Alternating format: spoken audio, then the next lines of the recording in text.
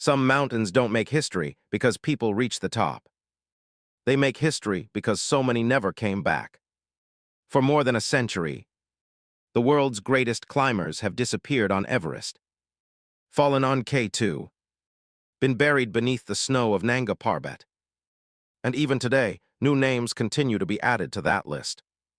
Different mountains, different generations. The same question: what makes these frozen giants so deadly that even the most experienced climbers in history fear them?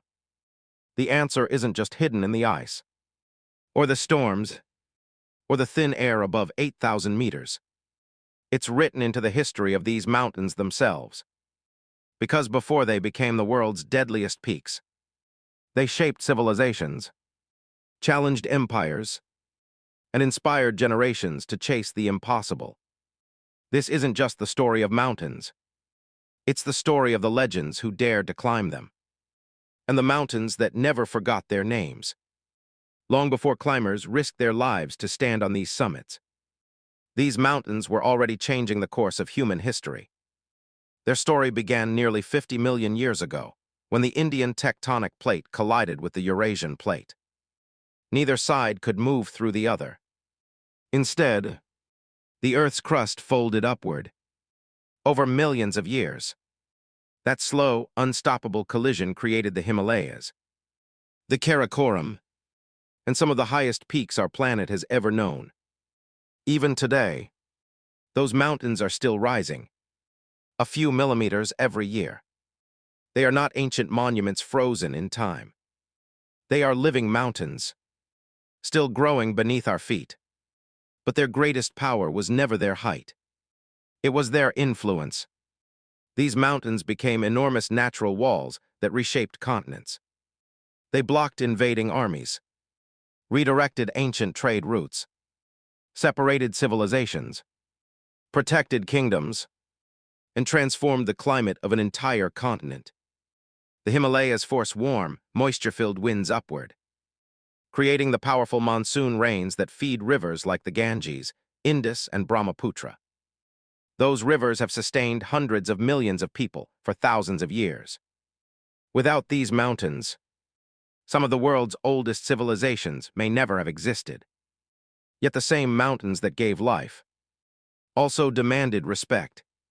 Avalanches, blizzards, rockfalls, glaciers, temperatures cold enough to freeze exposed skin within minutes. And above 8,000 meters, a place climbers now call the death zone. At that altitude, there isn't enough oxygen for the human body to survive for long. Every step becomes a battle. Every breath feels borrowed. Nature doesn't need to attack you. It simply waits. For centuries, these towering giants stood beyond human reach. People admired them from below, worshipped them, feared them, and believed they belonged only to the gods. But eventually, human curiosity became stronger than fear. The impossible suddenly became a challenge. And one mountain, higher than all the rest, would become the ultimate symbol of that challenge. Its name was Mount Everest. For thousands of years, the highest point on Earth had no place on any map. The people who lived beneath it knew the mountain long before the rest of the world did. In Tibet, it was called Chamalungma, the goddess mother of the world. In Nepal, it became known as Sagarmatha, the head of the sky. To the local communities, this wasn't just another mountain. It was sacred, a place to be respected, not conquered. Everything changed during the 19th century, as the British Empire expanded across the Indian subcontinent. Its surveyors began measuring the world's tallest peaks with astonishing precision. Using giant theodolites, mathematics, and years of painstaking observations, they discovered that one unnamed peak stood higher than every other mountain on Earth. In 1865, it was officially named Mount Everest after Sir George Everest, the former Surveyor General of India. Ironically, Sir George Everest himself never saw the mountain that now carries his name. For decades, the summit remained completely beyond human reach. The technology didn't exist. The weather was unpredictable. And above 8,000 meters, the death zone pushed the human body to its absolute limit. Many believed the summit would never be reached. Then, a new generation of explorers arrived. Among them was an English mountaineer named George Mallory. When a journalist asked him why he wanted to climb Everest, his answer became one of the most famous sentences in history. Because it's there. Simple, confident, unforgettable. In 1924, Mallory and his climbing partner Andrew Irvine disappeared high on Everest during their final summit attempt. They never returned. For decades, the world asked the same question. Did George Mallory reach the summit? Nearly 30 years before anyone else. Or did the mountain stop him just short of history? No one knows. His body was discovered in 1999, more than 70 years after he vanished. But the answer to that mystery remains frozen somewhere on Everest. Mallory's disappearance didn't end humanity's obsession with the mountain. It only made the challenge even greater. Expedition after expedition returned. Some came close. Many turned back. Others never came home. Then, on the morning of May 29, 1953, everything changed. A beekeeper from New Zealand, Sir Edmund Hillary, and a Sherpa from Nepal, Tenzing Norgay, stood on the highest point on Earth. For the first time in history, humans had reached the summit of Mount Everest. It was one of the greatest achievements of the 20th century. But the victory carried an important lesson. Hillary would later say, "It is not the mountain we conquer, but ourselves." That sentence would inspire generations of climbers. Yet Everest had one more lesson to teach. Reaching the summit was only half the journey. Because on Everest, most tragedies happen on the way back down. And in 1996, the mountain reminded the world exactly why even legends feared it. If Everest became the mountain that inspired the world, another peak earned a very different reputation. Its official name was simple: K2. Just two characters. Yet among climbers, those two characters inspire more fear than almost any other mountain on Earth. Unlike Everest, K2 was never given a traditional local name by early surveyors. During the Great Trigonometrical Survey, it was simply marked as K2, the second peak measured in the Karakoram Range. The name remained, but climbers gave it another one: the Savage Mountain, because K2 doesn't reward mistakes. It punishes them, standing 8,611 meters above sea level. K2 is lower than Everest, yet many experienced mountaineers consider it far more dangerous. Its slopes are steeper. Its weather changes without warning. Avalanches can strike without a sound, and rescue is often almost impossible. On Everest, hundreds of climbers reach the summit every year. On K2, even reaching the top is considered one of mountaineering's greatest achievements. One storm, one misplaced step, or one small decision can end an expedition forever. History has proven it again. And again, in 1986, a series of violent storms trapped climbers high on the mountain. Several never returned. More than 2 decades later, in 2008, another disaster shocked the climbing world. An enormous ice collapse destroyed fixed ropes near the summit. Experienced climbers suddenly found themselves trapped above the death zone.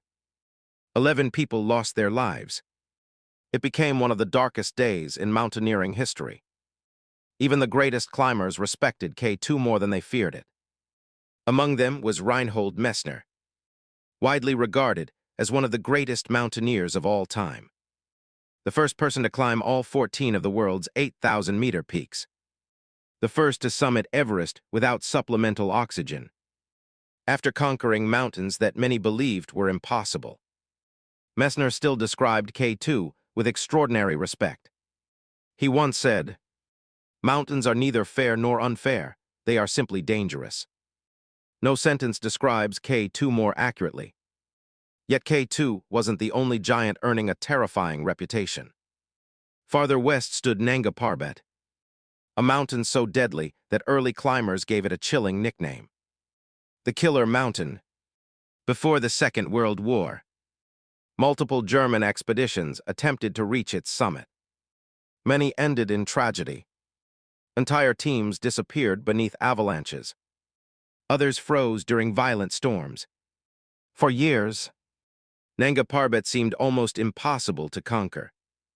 Decades later, its frozen slopes would once again capture the world's attention through the story of one remarkable climber. Ali Sedpira, a humble mountaineer from Pakistan, whose determination earned him international respect. He conquered some of the world's highest peaks, including K2 in winter, one of the greatest achievements in mountaineering history. But in 2021, during another winter attempt on K2, Ali Sedpira disappeared alongside two fellow climbers. Despite an international search, they never returned. His story reminded the world that experience alone can never guarantee survival. The mountains make no exceptions. Not for beginners, not for heroes, not even for legends. And if K2 and Nanga Parbat demanded respect, another mountain carried an even more terrifying statistic.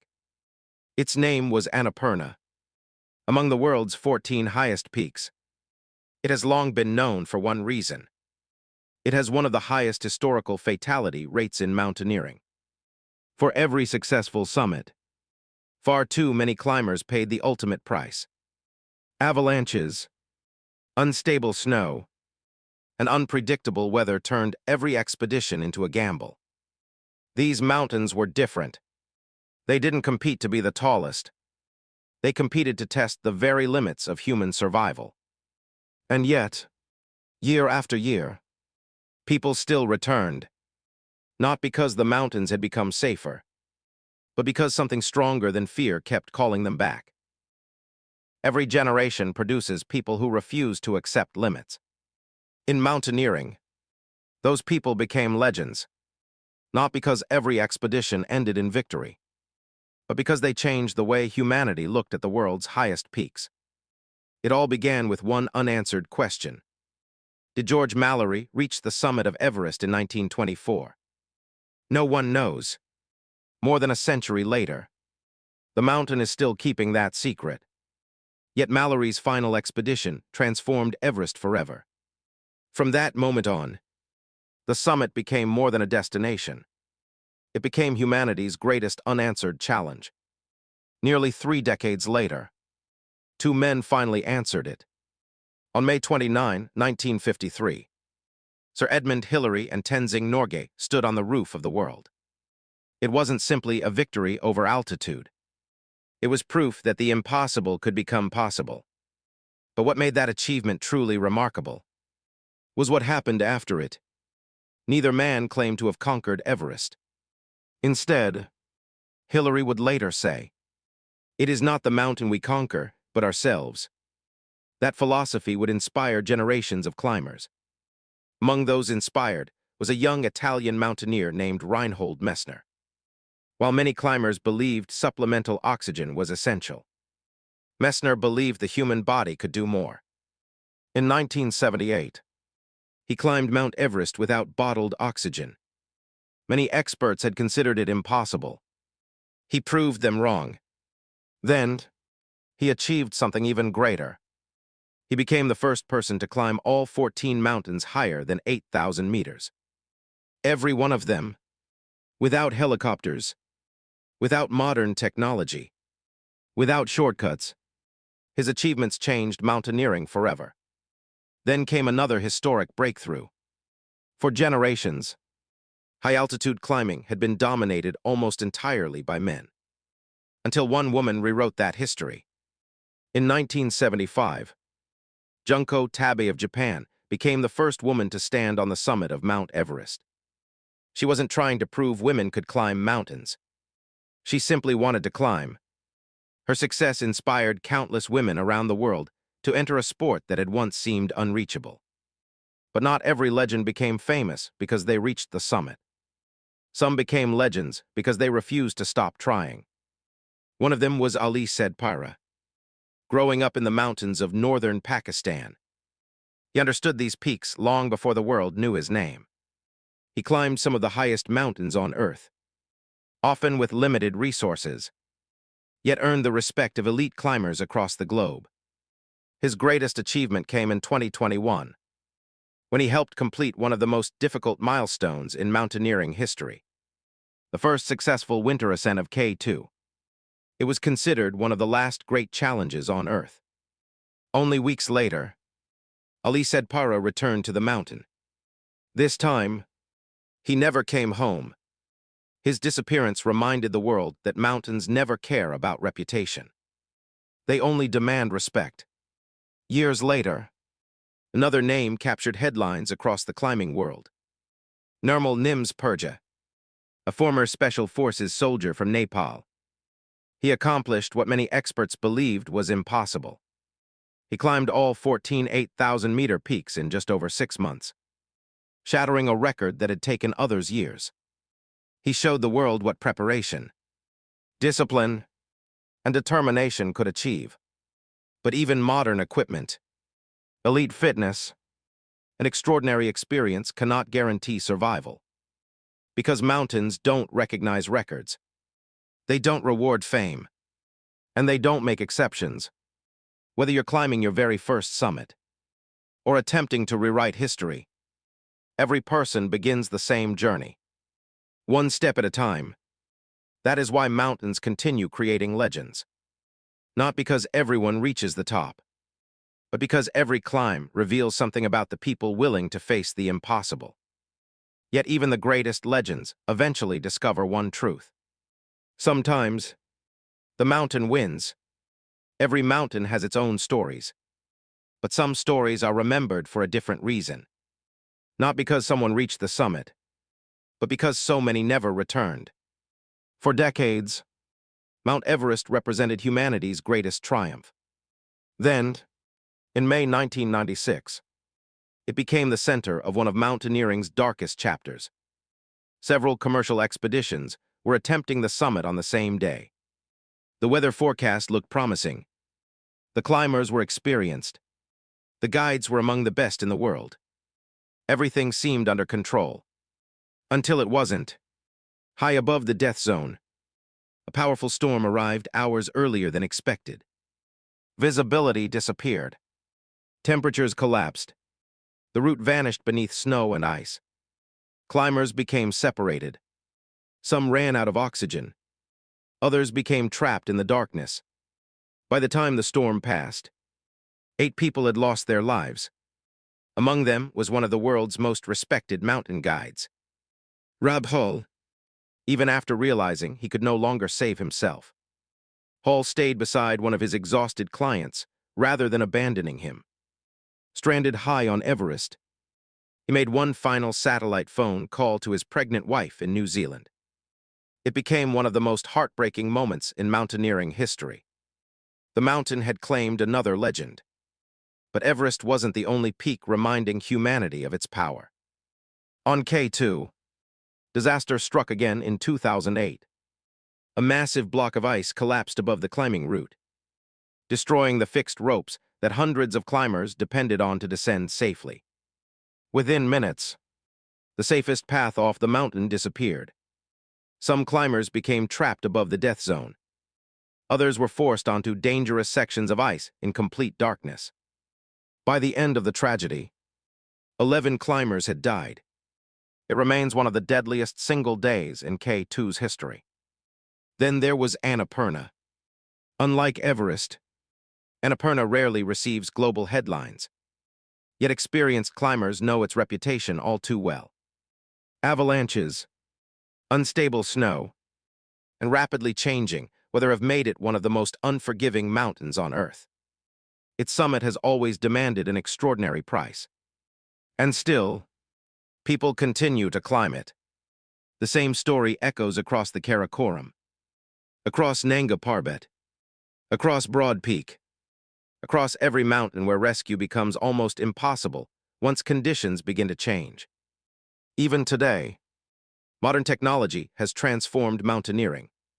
Satellite communication, GPS navigation, weather forecasting, lightweight equipment, high-performance clothing, helicopters capable of reaching incredible altitudes.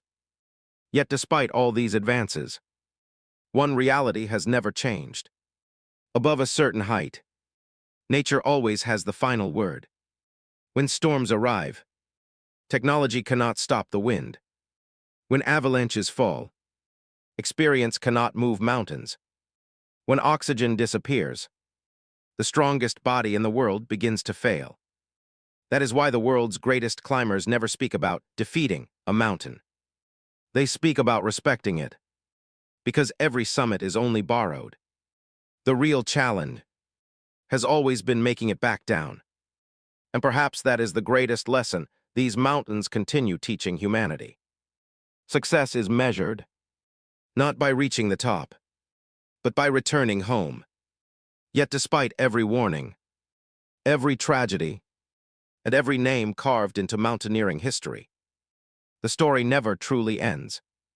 Because somewhere, right now, another expedition is preparing to climb. By now, the answer might seem obvious. People climb because they love adventure, because they want fame, because they want to stand on top of the world. But if that were the whole story, these mountains would have been forgotten long ago. Instead, every generation creates new climbers, new expeditions, new dreams, and sometimes, new tragedies. So what keeps drawing people back? The answer lies far beyond the summit. For some, it's the challenge of testing the limits of the human body. For others, it's the silence found only above the clouds. Some climb to honor those who came before them. Some climb because they believe the impossible should always be challenged. And some simply cannot ignore the call of the mountains. That is something every great climber has understood. They never believed the mountain was their enemy. They knew the real battle was happening inside themselves. Fear, doubt, pain, loneliness. Every step upward forces a person to confront them all. Perhaps that is why Sir Edmund Hillary's words have survived for generations. It is not the mountain we conquer, but ourselves. Those words were never just about climbing. They were about life. Because every mountain, whether made of rock, snow, or the challenges we face every day, asks the same question: how far are you willing to go? The mountains don't care who you are. They don't care how many records you've broken. They don't care how famous your name has become. George Mallory, Rab Hull, Reinhold Messner, Ali Sedpira, Nirmal Purja. Every one of them stood beneath the same towering peaks. Some reached the summit. Some never returned. Yet every one of them became part of something far greater than themselves. They became part of the history of the mountains. And that history is still being written. Long after today's expeditions are forgotten. Long after today's headlines disappear. Everest will still rise above the clouds. K2 will still challenge anyone who dares approach it. Nanga Parbat will still guard its frozen slopes. Annapurna will remain as unforgiving as ever. And somewhere, another climber will look toward those distant white peaks, take a deep breath, and begin the long journey upward. Not because the mountains have become safer, not because the risks have disappeared, but because the desire to explore, to discover, and to push beyond what seems impossible has always been part of what makes us human. Perhaps that is why these mountains continue to fascinate the world. They don't just reveal the power of nature.